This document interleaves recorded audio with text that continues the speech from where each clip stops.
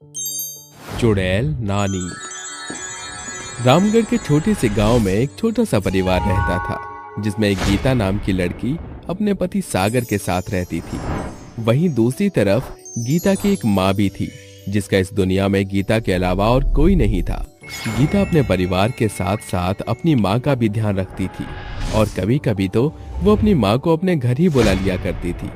लेकिन इस बात से सागर बहुत नाराज हुआ करता था और उसे उसकी माँ सुमित्रा का अपने घर पर आना बिल्कुल भी अच्छा नहीं लगता था। गीता की शादी को पूरे 2 साल हो गए थे और उसके बाद उन्हें एक प्यारा सा बच्चा हुआ था।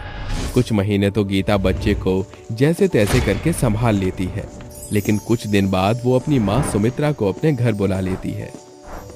माँ, मुन्ना अभी बहुत छोटा है और मैं उसकी देखभाल नहीं कर पाती हूँ। मुझे सागर जी को भी देखना होता है। आप कुछ दिन के लिए मुन्ना को संभाल लीजिए। चिंता मत करो बेटी, मुन्ना मेरा भी तो बच्चा है, मैं उसका अच्छे से ख्याल रखूंगी। तुम अपने काम कर लो। गीता बाकी घर के काम करने लगती है और सुमित्रा मुन्ना को खिलाने लगती है। ओ ले ले ले मेरा छोटा सा बच्चा, आजा मेरे पास। देखो मुन्ना, नानी आई है तुम्हारे पास। सुमित्रा उसे खिलाने लगती है।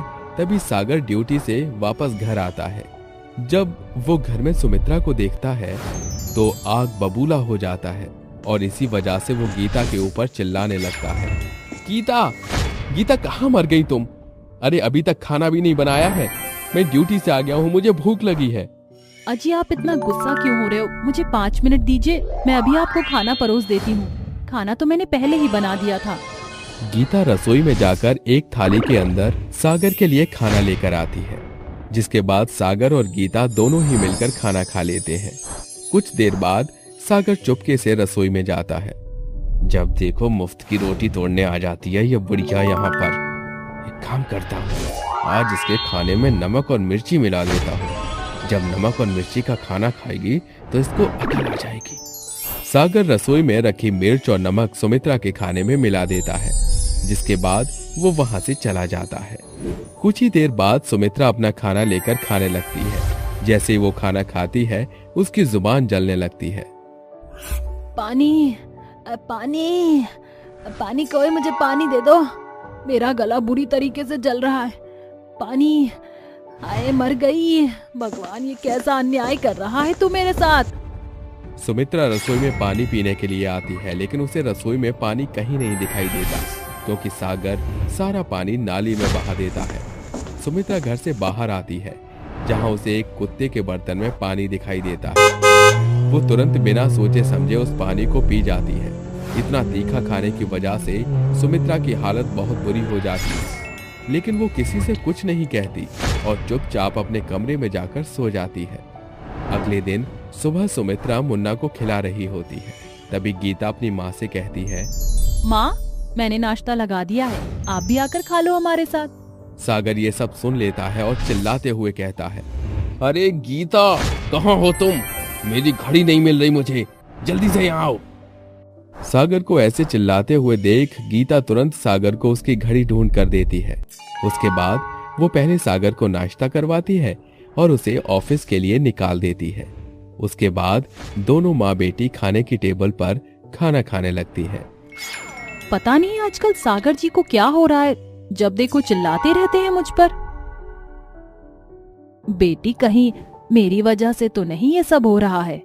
अगर ऐसी कोई बात है तो मुझे बता दो। नहीं माँ, आप ये कैसी बात कर रही हो? सागर जी आपको अपनी माँ समझते हैं और अपनी माँ का दर्जा देते हैं। आप ऐसा क्यों सोच रही हो? बेटी, मुझे माफ करना, मैं तुम्हें नाराज नहीं करना चाहती। बस मुझे मुन्ना से बहुत लगाव है, इसलिए मैं यहाँ उसके लिए रुकी हूँ। माँ, आप भी कैसी बात कर रही हो? आप हमारा परिवार हो, आप अपने आप को हमसे अलग मत समझो। अपनी बेटी की ऐसी बातें सुनकर सुमित्रा उसे गले से लगा लेती है। उसके बाद सुमित्रा दूध गर्म करके मुन्ना को पिलाने लगती है और उसके साथ पूरे दिन खेलती है। जैसे ही शाम होती है सागर ड्यूटी से आ जाता है और रोज की तरह सुमित्रा को देखकर आग बबूला हो जाता है। अब तो हद हो गई, ये बुढ़िया हमारी जिंदगी से निकलने का नाम ही नहीं लेती। मुझे कोई ना कोई तो उपाय निकालना ही होगा। सागर सुमित्रा को मारने का प्लान बनाने लगता है और सबके सोने के बाद वो सुमित्रा के कमरे में जाता है। बहुत हो गया तेरा ड्रामा, अब तो मेरे और मेरे परिवार से हमेशा हमेशा के लिए यहाँ से चली जा।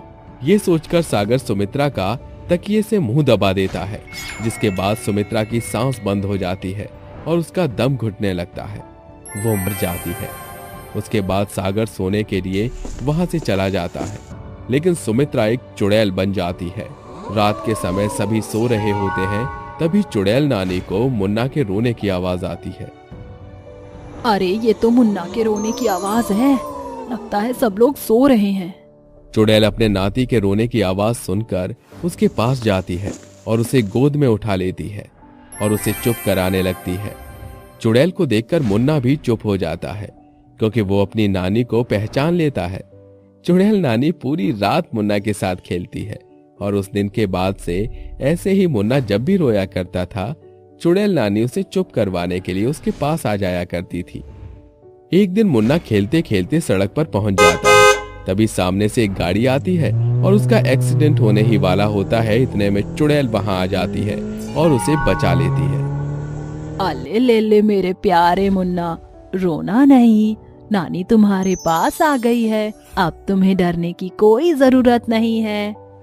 चुड़ैल नानी उसकी जान बचा लेती है और उसे वापस घर ले आती है, जहां सागर और गीता दोनों उसे ढूंढ रहे होते हैं। चुड़ैल नानी मुन्ना को घर के दरवाजे पर बिठाकर दरवाजे की बेल बजा देती है और खुद गायब हो जाती है। गीता बाहर आकर देखती है तो उसे अपना मुन्ना नीचे बैठा हुआ दिखाई देता है। वो उसे उठाकर गले से लगाती है और अंदर ले जाती है। लगता है किसी भले इंसान ने हमारे बच्चे को वापस हमारे घर छोड़ दिया, लेकिन ये काम किसने किया होगा? सागर और गीता को कुछ समझ नहीं आता और दोनों मुन्ना को लेकर अंदर चले जाते हैं। ऐसे ही एक दिन वो दोनों छत पर बात कर रहे होते हैं और मुन्ना खेलते खेलते बालकनी के पास पहुंच जाता है, जिसके बाद वो बालकनी से नीचे गिरने ही वाला होता है। तभी चुड़ैल नानी उसे गिरने से बचा लेती है, जिसके बाद सागर और गीता की नजर चुड़ैल नानी पर पड़ती है। वो दोनों भागते हुए आते हैं और गीता सुमित्रा को देखकर रोने लगती है। माँ मरने के बाद भी आपने हमारी इतनी मदद की, मुझे तो विश्वास ही नहीं होता कि मैं आपको दोबारा से अपने सामने देख पा रही हूँ। आपका बहुत बहुत शुक्रिया माँ। जब सागर चुड़ैल नानी को देखता है तो उसे अपने किए पर बहुत पछतावा होता है और वो चुड़ैल नानी से कहता है, माँ जी मुझे माफ कर दो, मैंने आपके साथ बहुत ही बुरा बर्ताव किया, मेरे किए की तो कोई सजा भी नहीं है। मुझे अपने किए पर बहुत शर्मिंदगी हो रही है। जो गलती मुझसे हुई है मैं उसका कैसे पश्चाताप करूं, मुझे समझ नहीं आ रहा, इसलिए मैं आपसे माफी मांगना चाहता हूं।